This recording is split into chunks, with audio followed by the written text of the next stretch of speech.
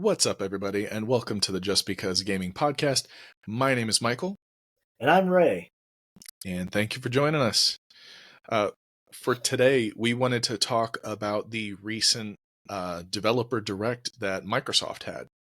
It was awesome. I think Ray, you saw it before I did, right? Yeah. I told you, make sure you watch this so we can talk about it on our podcast. Because this was a good one. I really enjoyed this developer direct. The last one was pretty good, but this one here knocked it out of the park, I think. I think, if I recall correctly, the first game they talked about was Avowed. Is that right? Yes, Avowed. Which, from what I understand, I mean, it's being made by Obsidian, and it's takes place in the Pillars of Eternity world, which I don't know a whole lot about. I haven't played any previous games from that. I remember watching a TV series or something they had online, but that was a little while back, and I don't really remember much about it. But it looks good. It looks very, what is it? Kind of Skyrim-ish and stuff, but a little more variety to weapons. Like you have wands, you have guns, you have I don't know, a lot of things, a lot of different weapons. Just about bows, axes. You can dual wield. You can use magic. The variety of ways to attack your enemies is pretty varied, which I like. Yeah, that was honestly what I kept thinking during the whole presentation thing. I kept looking at it and I was like, oh, that reminds me of Elder Scrolls. Oh, that reminds me of Elder Scrolls. Oh, that reminds me of Elder Scrolls. Except, I guess the main difference is that instead of a staff, you have a wand. And the one interesting thing about it is, like you mentioned, there's guns. So it's like, right? it's like I can't imagine playing Skyrim and then all of a sudden you whip out a gun and go pow. It's like, oh, there's someone from the Thieves Guild. I got this. It does make it kind of unfair when somebody pulls a dagger on you and you pull out a gun. Yeah. It's a gun and a knife to a gunfight. Doesn't work out well for the other guy. Yeah. But I also, it's a very colorful world, much more colorful than Skyrim was. Skyrim was much more bland in most of it, as far as backgrounds and scenery and plant life and that kind of thing. The water effects looked really good, I thought. Looked like kind of dirty water, but you got goblins playing in it. What do you expect? Yeah. But compared to what we saw in the first trailer, I think they kind of updated their textures. It just looked better than that first trailer where everybody was complaining, oh, this doesn't look like what they were originally promising. And, well, yeah, it was still, that was a year ago? So, yeah, they've improved it a lot, I think. Yeah, I was just going to say they definitely did go all out with the colorfulness and everything. So that was interesting. Oh, yeah. But yeah, that's like the main thing that just kept popping up for me. Is just like, this is like Skyrim with guns. Now, not like Call of Duty, like assault rifle guns, but like the old like flintlock type stuff. Right. Black powder type guns. Now, it'll be interesting to see how long it takes to reload, bow and arrow. You could, at least in Skyrim, you could throw arrows in there quick. How long is it going to take you to reload your black powder pistol?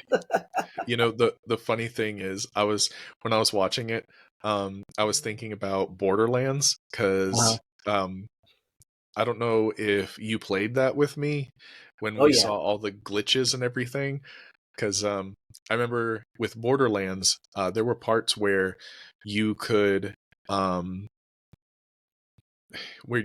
online, and there were other people who like had glitches or hacks or whatever, and they would have pistols, like a 6-shooter revolver, right? And instead of shooting bullets, it shot grenades, and instead of being 6 shots, it was glitched to where it had like an imaginary invisible like magazine of like 400. Like you never had to reload ever. Yeah. So you would be like, I remember I found someone in the game and they were like, oh, here, I'll hook you up with some guns. And it was a revolver. And when you pressed it, it went like, and it like launched grenades.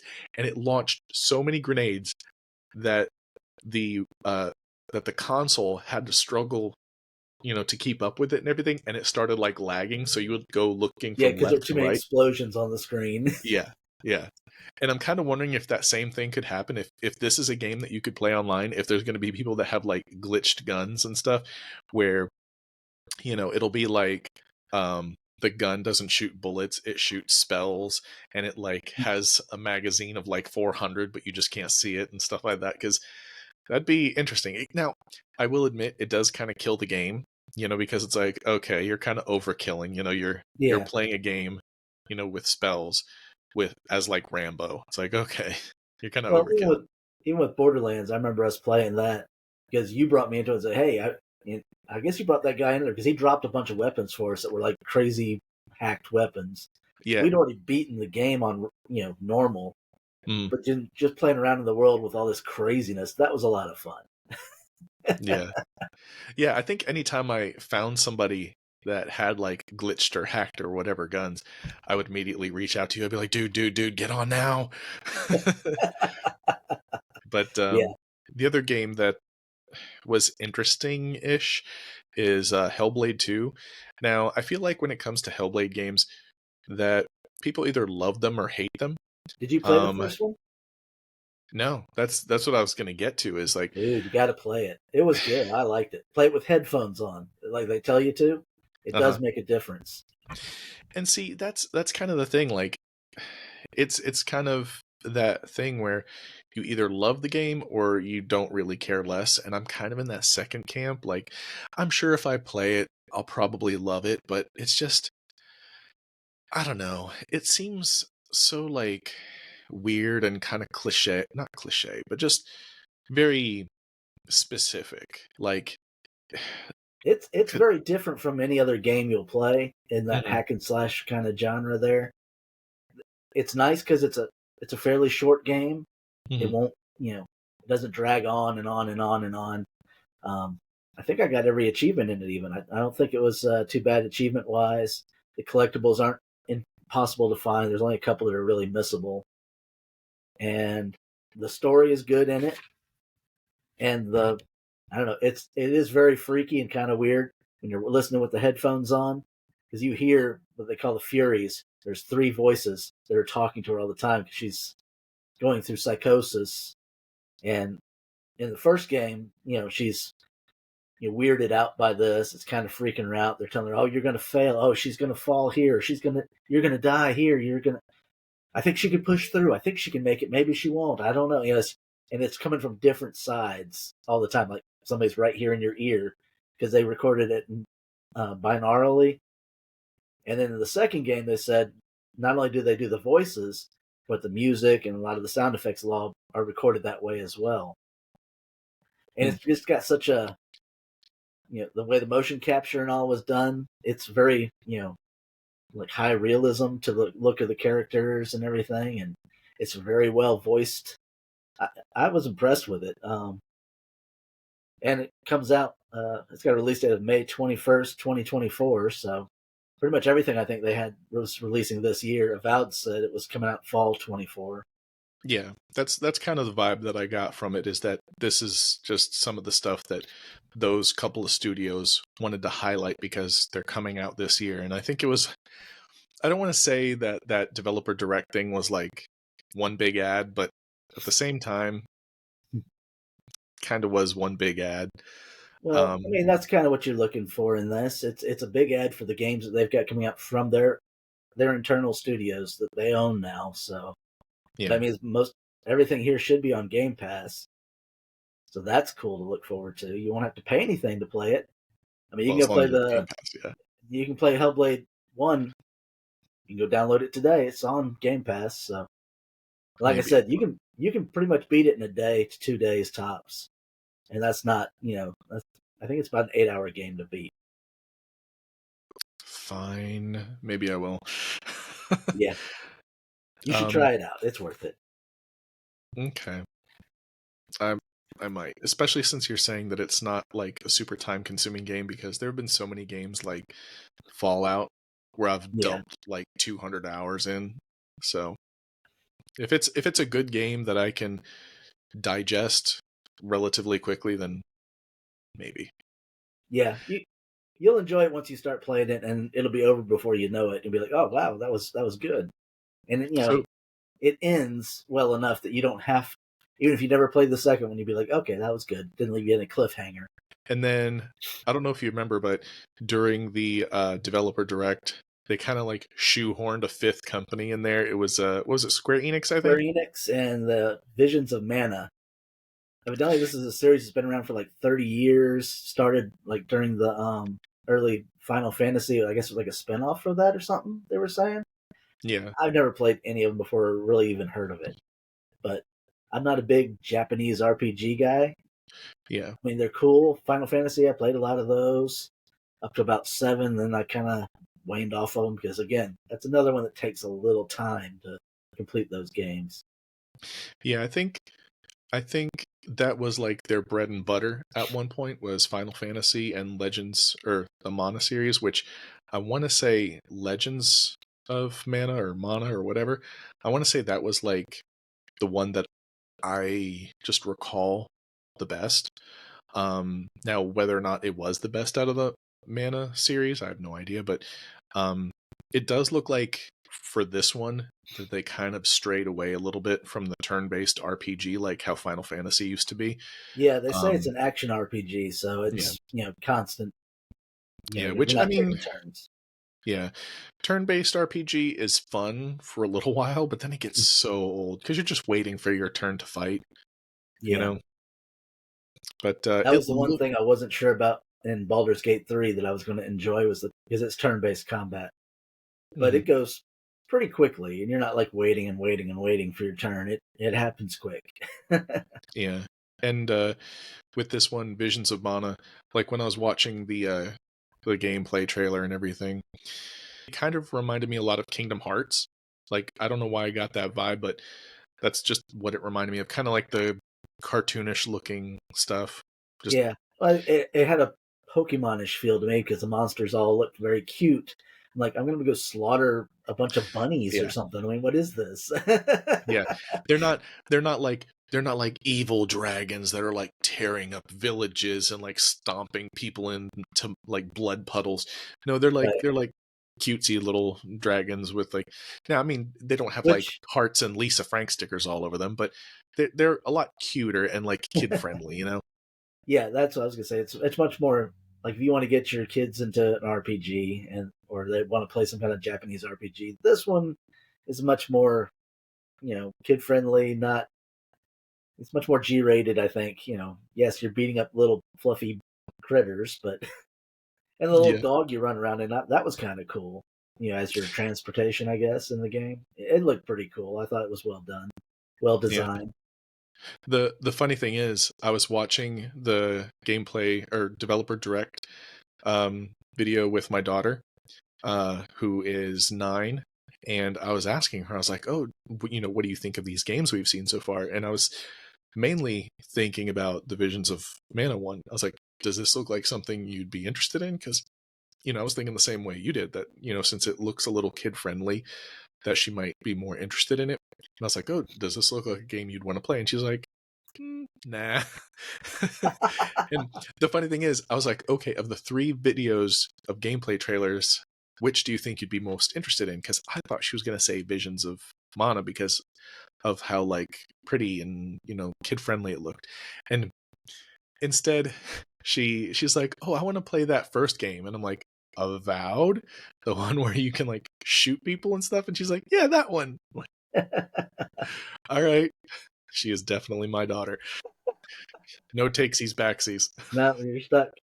That's okay. That's okay. Yep. She's my little booger. One So, of their list was what is it called? Ara History our, Untold, which is oh a yeah, real time strategy type game, kind of like what is it? Civilization. Yeah, well, they did the same people that did Civ 5, and I don't know. It kind of reminds me of well, Age of Empires, that kind of thing. Yeah, But instead of playing like legitimate historical battles, you're using the characters and leaders and things of history and creating a world of basically all your own. So that's kind of yeah. cool. It could be good. I I don't know. I didn't really understand the goal of that game. Like they said, "Oh yeah, the goal is to get like prestige or something, and that can be achieved different ways." Because that's what I was thinking is like, how do you end this game? Because like I can see like a real time strategy game where you're like building cities and stuff.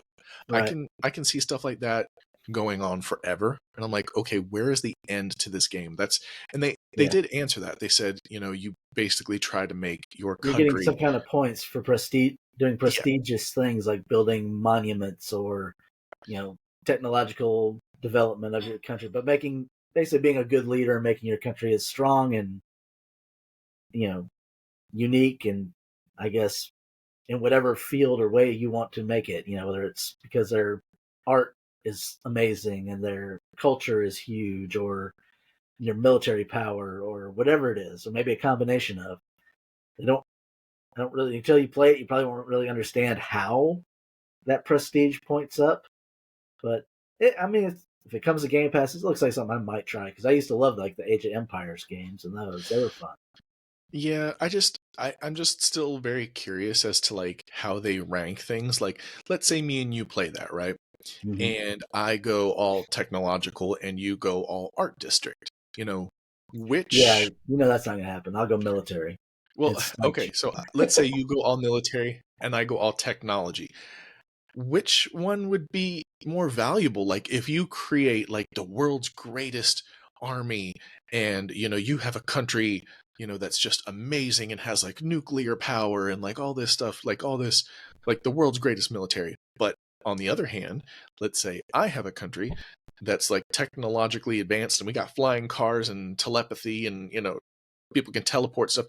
I mean, how do you exactly rate that? Like I'd be very interested to know the mechanics of that, of the scoring. Like, would they say technology is more important than military, or military is more important than art, or like, I I have a lot of questions about that because that I feel like that would say a lot about the developer. It's like, oh, military is not that important, but art though. Yeah. Do you have art though? Yeah, I have no idea how they're going to rank that kind of thing. And maybe it has to be a combination of you can't have just straight art or straight military or straight technology and not really develop anything else. Maybe it's a more of a balance of it and how well you balance it. I would be the only way I could be disappointed with something like that is if it's just like simple checkboxes. Like if you go the military route, if it's something like build 100 barracks, and then yay, you get an A. Or for me with my technology one, if they say build 100 science labs and you get an A. And like Right. if you build 75, you get a B, et cetera, et cetera. Because then it's just like checking boxes at that point. It's not really being creative. Yeah. And If that's it that's the becomes whole point. busy work to do Yeah. in order to get to something, like yeah, I'm not interested. Yeah. And that's what I was getting at is like how do you rank creativity? Like a creative country of technology versus a creative country of military. Like I'd be very interested to see how they score that, but it just seems like there's more questions than answers for me for that game. But I think honestly, for me, even though that would be on Game Pass, I probably would pass on that game. If That's there was nothing else in my backlog to play, if I was all caught up and I had nothing else new coming out, yeah, I'll probably go play it then. that I'm not looking forward to that one that much. It yeah. looks kind of cool, and might like to try it, but I can't see myself spending hundreds of hours playing that right now. Not Yeah. when there's too many other things, especially like our next game, which I was really excited about and wasn't sure if I was going to be excited for an Indiana Jones game, but dude, I liked it. It looked good. That was the best trailer of the whole thing. Yeah. I Um, think that's why they saved it for last. I'm sure. I mean, it makes sense. But And Machine Games, if you played any of the Wolfenstein games, at least they know how to make a good enemy because they're good with the Nazis. And I like the Wolfenstein games. That was a really good reboot. I think I did a an article on our website. That's one of the games I mentioned when I was talking about games you might have missed. yeah. Yeah, So you did. anybody out there who hasn't read the article, go to the website, check it out. You'll find a little bit about Machine Games there.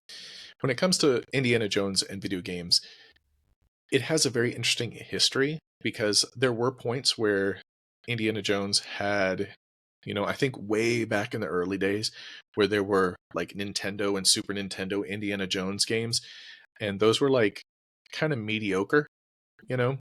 And then, there were kind of like Jones style games. Like, I don't know which came first between Indiana Jones movies and like Pitfall.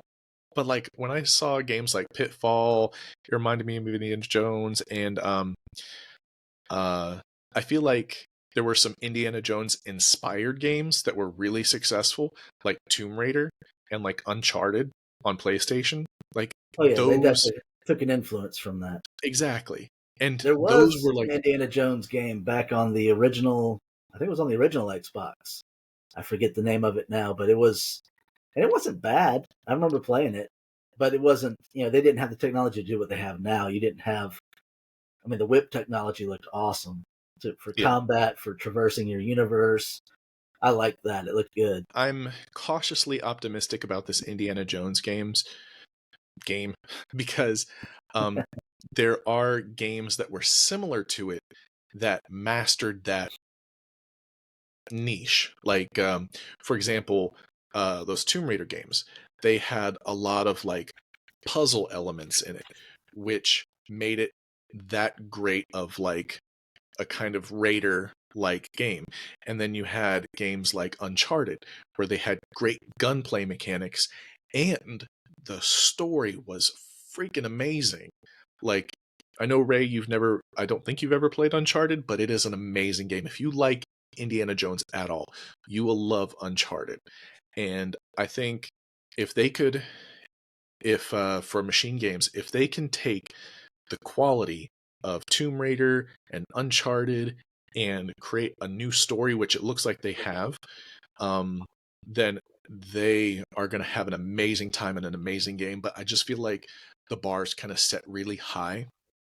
So for me personally, I'm trying to like expect the worst because I feel like the bar would be reasonably high where, you know, it's hard to live up to that reputation because for the Indiana Jones movies, aside from their newer ones, they're amazing.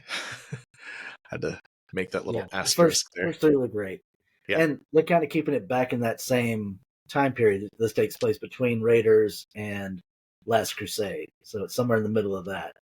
So Yeah. I mean, that's still young indie, still doing a lot of exploring, a lot of archaeological finds and puzzles. From the looks of it, he goes all around the world in this game. They mentioned a few places. I mean, it starts out like he's going to be in Africa because they got him buried. The bad guys got him buried in Africa there, and uh, Marshall College, where he teaches at. So you're going to be there. You've got they go to the Vatican at one point. It looked like I'm not sure if I can pronounce it. Sukativ, I have Forgotten no idea. Temples of Sukativ. I think it looked like something in India, but I can't say for sure. The Himalayas. Mhm. I mean, he's traveling all over the world. And I like the way they do the whole, just like in the movies where you got the map and it's the plane with the red line moving along on the map. That's cool. That's a good addition. They're hitting the right buttons for Yeah. an Indiana Jones game. I Yeah. like that it's in the first person view, but it backs into the third person when it needs to, when it For makes like sense. cutscenes and stuff. Cut scenes, or like they showed him where he's climbing up a drain pipe, and it Yeah. backs up so you can see what you're doing when you're climbing, which that makes sense. I like that.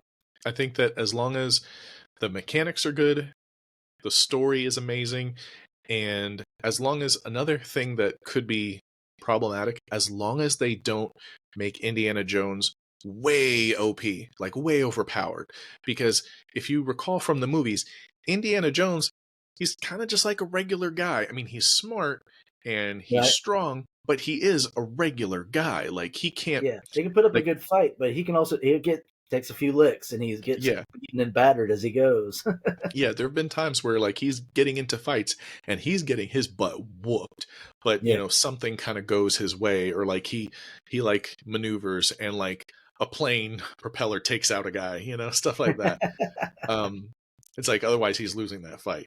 Yeah. So like I don't want to play a game where he just like destroys everybody, and they kind of did do that with the at least the video where it just looked like he was punching everybody and using that whip like he was Scorpion from Mortal Kombat. Like, get over here. Yeah, I But don't think they're making him necessarily overpowered, but I think as far as like the minions you're gonna fight, yeah, most of those. I mean, you're gonna be able to take them out because you want to have a decent amount of combat in it to make it. It's a video game. yeah, It's not gonna be and quite as realistic as you would make a movie, yeah, and that's fine. and I would imagine there's going to be a difficulty scale. So, like, if you set the difficulty like easy or very easy, then yes, you're going to feel like instead of playing as Indiana Jones, you're playing from as Kratos from God of War. But I'm pretty sure if you set the difficulty to very hard, then you're going to have a completely different experience. It'll be more like Yeah, Dark Souls. yeah, But yeah, all in all, as far as those games, I'm definitely looking forward to the Indiana Jones game and very interested in Avowed. Like, I'm hoping that it plays a lot like Dishonored. That's the vibe I get from it, to be honest. yeah. We'll just kind of have to wait and see. It's still a little up in the air on Avowed. I think right now what they've shown us looks pretty good. I'm not sure about we'll see how the story goes and all that. I don't think it's supposed to be that long a game either. I think it's a fairly reasonable experience, not quite Skyrim length. So, and what was it? Obsidian's last game, Outer Worlds. That wasn't an extremely long story, but it was really well created, really well told. It was a lot of fun to play.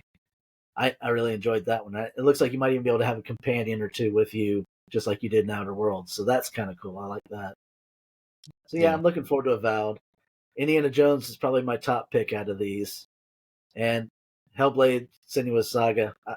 I'm looking forward to that one because I really enjoyed the first one, and you'll be looking forward to it too after you play the first one. Fine, fine. Download it I'll tonight, do it. play an hour of it, and see if you're not hooked. Fine. Peer pressure. None of that. None of But that at all. the the only I'd say the only negative criticism I would have for this developer direct, aside from that, um, some of the people that were speaking on the videos were just kind of awkward. Um, Well, these there aren't was people one, that normally in front of the camera is probably not their thing. I mean, they're developers. They're the actual developers. These are people who are usually sitting behind a keyboard somewhere doing work or yeah, behind a camera or art or whatever. They're not in front of the camera going, but it seems more genuine to me to have like those people out there. I will say for Avowed, there was this one awkward moment when the guy that was talking about it, he was like, "Yeah, you can use with the wand, you can do this freeze ability and stop people. So if they're stronger than you can freeze them, or if they're weaker than you can freeze them." And I'm like, "So So I can everybody?" freeze them. I was like, I was like, that's such an awkward way to phrase that. There was just a lot of weird moments in that. And yeah, I guess that it's like what you said, that these are people that typically, are focused on like the creation of these video games, not Right. like how to speak about them. But, you know, I would like to think that they, kind of rehearsed this or like ran it by somebody first.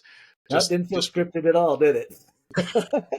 I mean, it felt like what it felt like to me, okay, is it felt like it was scripted and they gave it to someone to review, and that person was a yes man, and they were looking at it like, yeah, no, all this sounds great, all this sounds great.